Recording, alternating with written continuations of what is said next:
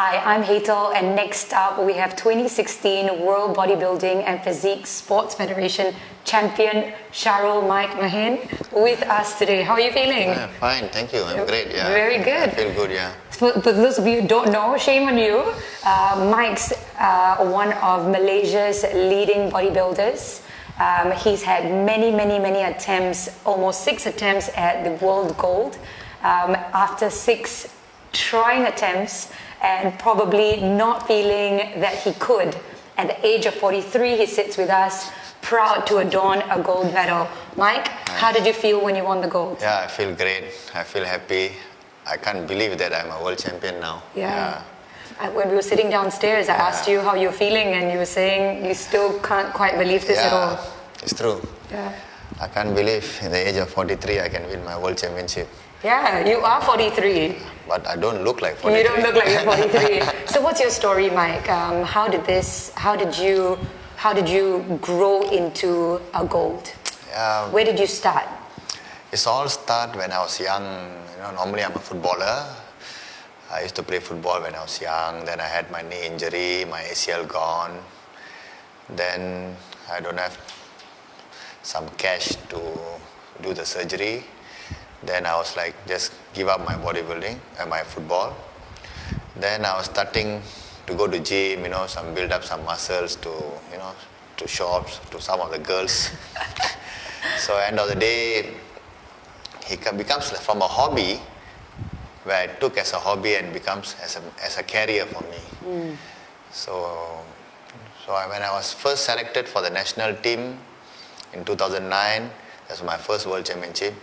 I was number 15. I got number 15.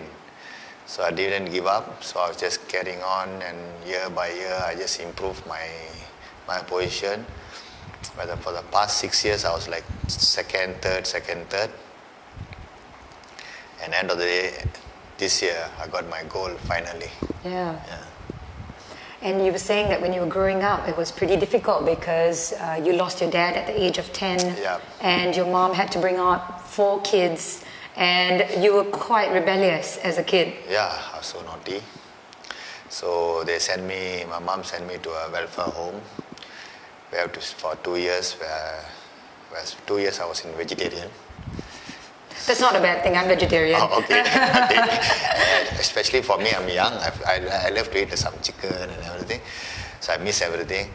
So I learned a lot when I was in the welfare home. What was the thing that you learned the most, being in a welfare home for 2 years as a kid? The first thing I learned how to respect people. Be humble, how to motivate yourself, you don't give up. Believe in God. Yeah. And so 2 years after that, I heard that your mom missed you a lot and pulled you back again. And shortly thereafter, you were playing a lot more soccer. Yeah. And tell us about your initial career into football. You were saying that you didn't have enough money to even buy a pair of boots. Yeah, when I was playing football for the school level, so I was selected for the state team for under 18. Under 16 that time, so I don't have money to buy boots. So I asked my mom. So my mom said, okay, you go to the market and buy. So I'll buy the black color Fung Kiong boots, where it's like those people wear in the market to work. Right. So I wear that one to play football. So I was selected for the national team, national youth team. So that's where my mom don't know how she managed to get the money, because she's just a cook. So we are 4 of us, she have to take care. Then after a while I had my knee injury. I had my ACL gone in my knee. So I gave up football. So when I went for treatment physio, they say I must do a surgery. So that's where I don't have not enough money for me that time. I don't have insurance or what, nothing. And the surgery was amounting to about 1,500 ringgit? 1,500 ringgit that time is a big money for me. Yeah. And you didn't have the money, so you didn't do the surgery? I didn't do. Yeah. Until today you haven't done the surgery? No. Yeah. Until today I didn't do the surgery. Yeah. What was it like when you found out that you had that injury and that football probably wouldn't be something that you would ever be number one in? I was so sad. I was crying, and then, like, I don't want to eat. I just was in the room. I throw all my boots. I give away all whatever I have in my shin pad, my ball, and everything.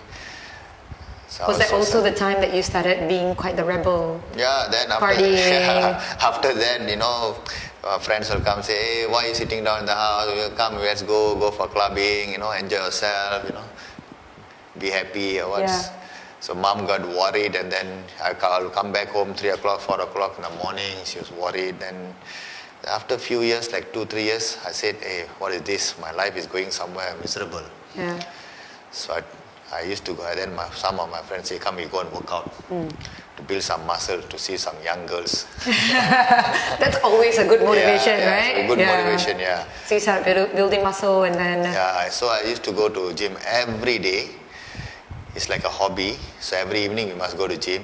And then when I start my gym, when I go to the gym the first time, I saw the big guys, all the macho guys and everything. I was like, wow, look at them, So I don't know anything. I start from zero. Yeah. And you had no idea how to even work out. That you were reading I was reading all the posters, instructions. the posters. They said chest workout, shoulder workout, So by that I start my workout. And soon thereafter, you also joined the police force. Yeah, then after that I just applied for the PVR, Police Volunteer Reserve. So from there. I mean, this is a rebel who ends up going into the police force. So this is quite a story on its own. And you joined the police force, and eventually they also asked you if you wanted to be Mr. Policeman. Yeah. So what is Mr. Policeman? That time, after I become a police PVR, so they select me. They ask me, there's a competition is going to go on soon. They call Mr. Police. So. Do you want to compete? So I say, yeah, of course. First I say, can I compete or not? The first thing. They say, yeah, you can compete. So they took me to the police headquarters in Bukit Rahman. There's a gym there. So, where there, all the top bodybuilders, the Sazali Samad, Osman Yahya, all the top bodybuilders in national teams were training there. So they asked me to train there. So these guys who, like Osman Yahya is a national coach now. So he monitor me how to train everything. And then they teach me about nutrition. So yeah, I think your nutrition story is quite shocking. Yeah. So I'm a guy who eat put rice and put curry and everything. Suddenly they took me to a shop and then put just a rice, a grilled chicken, a grilled fish, and then a little bit of some spicy things, and then some salad, and asked me to eat. It's too dry. So I feel like, oh my God, what is this? So I was like, 2-3 times it goes in. The third time, third or fourth time it cannot go in. So I have to take a glass of water. Every time I put some rice, I have to drink a glass of water because I scared they'll scold me I didn't eat.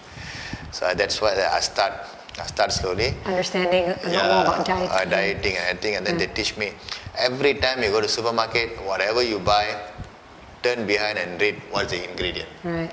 So that's what I do now. I used to be really. Yeah, I'm sure. And how did that then transpire into bodybuilding as a career?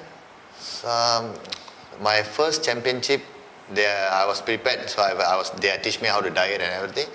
So my first championship, I entered like few local championship in shopping malls and everything. Are you serious? Yeah. Wow. Do you remember the first shopping mall that you... Yeah, I still remember. Which shopping mall was it? The first one was in Sungai Buloh, Mr. Hong Kiong. Oh, wow. Okay. And so after the local championships, what was that like? Oh, that was like, I didn't enter final. I was like number 11 or something. Then the second one is Mr. Summit. It's in the shopping mall also. I feel like so embarrassed, wearing a posing trunk, standing in the shopping mall, everybody looking at me. I feel like so shy.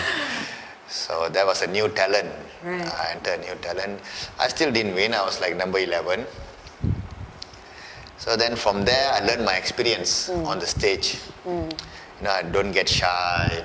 The stage experience is very important. So I learned, because a lot of people are watching you. You're not wearing anything. You're just wearing a posing trunk. You're standing on the stage where a shopping mall, everybody are looking at you from the first floor to fourth floor. Right. So from there I learned my experience slowly, step by step.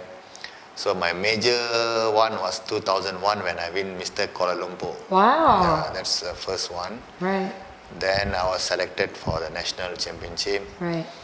Then my first national championship was 2006. I was lightweight champion for Mr. Malaysia. And tell us about your achievements so far. What are the medals that you've won? Where have you won it? And I guess which one, apart from this one, were you most proud of? Local national championship or international? I guess both. Yeah. Okay, I'm a 5 times national champion. 5 times national champion, 2 times champ of the champ in the national championship. 4 times Asian champion. That was like in Macau, Tehran. I need to have my profiles. Yeah. You won too many, is it? Yeah. I was in Asian championship. I was 4 times silver medalist. Yeah.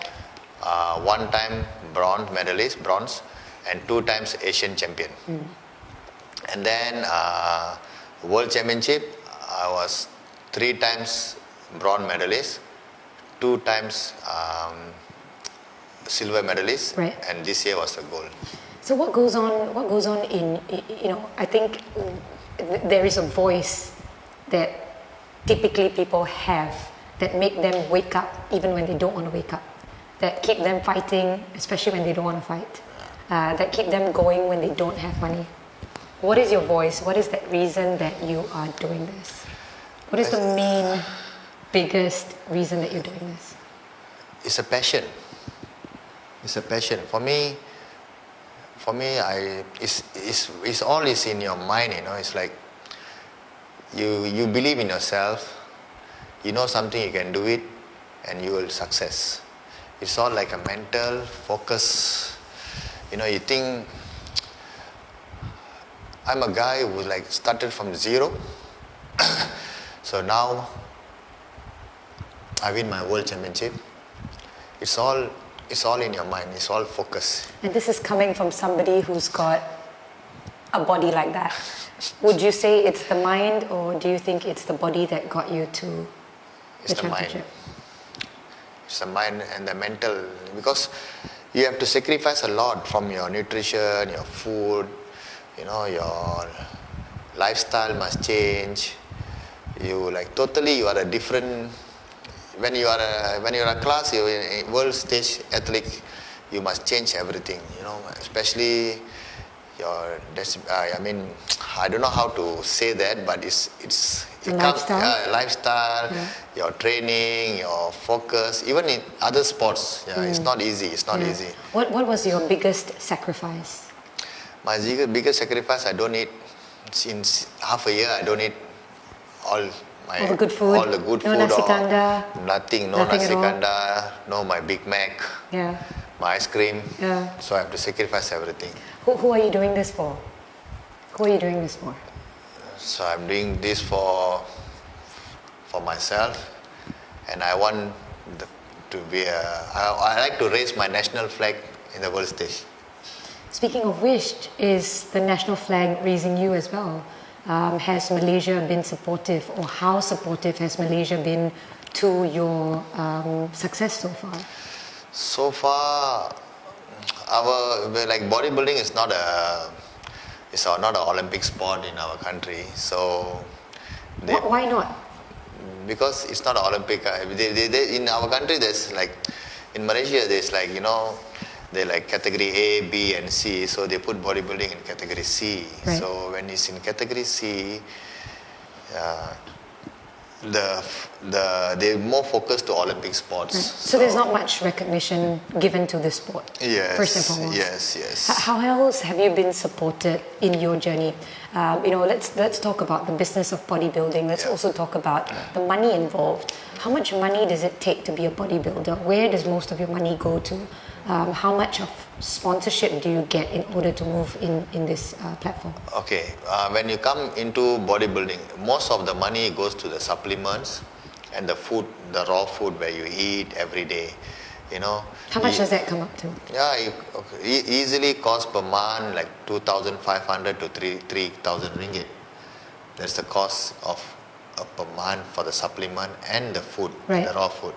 I can't just go to the shop and just buy a white rice and put some gravy on it and chicken or fried chicken and eat. I mean, that's not going to make you look like that. Yeah, one, of course. right? So I have to eat all So the there is food involved. There's obviously attire food, involved as well. supplements and vitamins and everything. Yeah. So this costs a lot. So how much of sponsorship or how much of support do you get financially? I mean, let's put aside emotionally, but like how much of financial support do you get? I get support from the National Sports Council for my flight ticket and my accommodation. They will support me. Others are all on my own. My supplement, my food, and are on my own. Yeah, I have to find my own. So there is no sponsors. No at all? sponsors for Except me, for yeah. New Balance, is that right? Yeah, New Balance, they signed me up for 1 year. Yeah. So I'm very glad, I'm very thankful for them. Yeah. And some of my friends, They help you out here and there. they help me out. What do you get as a world champion? Like, what is the prize money that you get from all these years of sweat and blood that you put into raising, I guess, the national flag? The National Sports Council will... Because really, when you win, they do announce that this is a Malaysian who's won. Yeah, of course. And they do, like any other scale, they would raise the Malaysian flag and they Yes. would sing the Malaysian anthem. Yeah. So what do you get in terms of the prize money from something like this? Prize money, the National Sports Council will give me around, for my first place in the World Championship, since we are in category C, it's around 20,000 ringgit. Is that enough? Of course not enough for me because my preparation also is so expensive. Absolutely. Yeah. So, if there were, in top three, what would be the top three support that would really help you and the business of future bodybuilders to rise to a potential that becomes not just global, but you enter into Olympics and Southeast Asia Games and so on and so forth? What do you need in terms of top three? So bodybuilding is a sport where it's not in Olympic for so long. So I hope at least in the games like Southeast Asian Games or SEA Games or Asian Games, where they can include bodybuilding. So the name of bodybuilding sports or physique Can rise up. Yeah. Because it's very important. You must understand, in 10 years time, the world fitness industry is going to be a huge market. People don't understand because a lot of people are conscious about health now. Yeah. I got few of my friends in overseas. They talk to me in some in Facebook and everything. Everybody now is focusing on fitness and physique. Yeah. Not only bodybuilding because it's too expensive, Right. and fitness because it's a market. It's a very huge market. Yeah. So it's a huge market. There's obviously a huge need because even at a global economic scale, they talk about diabetes being one of the top issues that people have, and fitness is something that they should promote. Yes.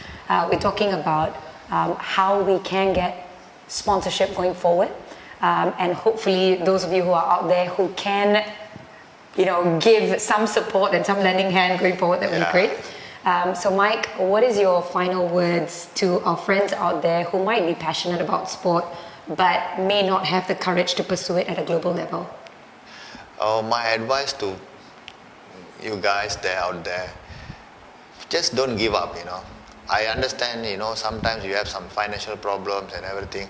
Just give up, don't give up, keep a hope on that. Somewhere, somehow, there will be people who come and support you. That's very important. Yeah. Keep focus, and your mental must be very strong. Yeah, and call Mike if you need any help. And lastly, where is Mike going to be in 5 years' time? 5 years times, I'm planning something with my big brother, Jake Man. So. Hey, Jake Man, everybody loves you. Hey, bro. So we are planning something. So I hope everything goes well, but I'll still compete. Yeah. I'm still strong enough. There you go. And so for the final moment that we have with Mike, Mike is going to remove his shirt and flex a little bit, so you get a taste and a feel in a local place in Malaysia of the world champion. All right. You're gonna bear everything now. Yeah, Top half sure. only lah. Top No half only problem. Okay, you want to open my shirt? There you go. You go. It's all yours. I'm just gonna keep looking this way. He's gonna flex. This is a moment in Next Up that will go down in history. Thank you so much, Mike, for being with us. You've been amazing. Your story is extremely inspiring.